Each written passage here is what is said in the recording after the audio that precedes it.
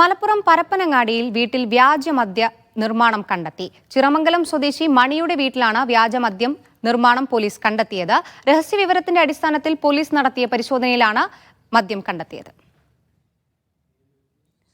വിവരങ്ങളുമായി യൂനസ് അഹമ്മദ് ചേരുന്നുണ്ട്. യൂനസ്, എന്തൊക്കെയാണ് വിവരങ്ങൾ?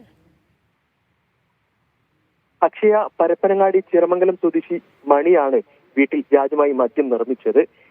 പോലീസ് പറയുന്നത് രഹസ്യവിവരത്തിന്റെ അടിസ്ഥാനത്തിലാണ് പരപ്പനങ്ങാടി പോലീസ് പരിശോധന നടത്തിയത്.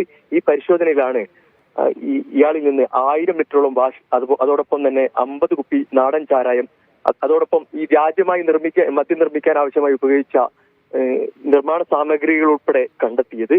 അതോടൊപ്പം പോലീസ് പറയുന്നത് രാത്രി അടക്കം നിരവധി ആളുകൾ ഇയാളിൽ നിന്ന് മദ്യം വാങ്ങാൻ എത്തുന്നു. ഇയാളെ നിരീക്ഷിച്ചു വരികയായിരുന്നു.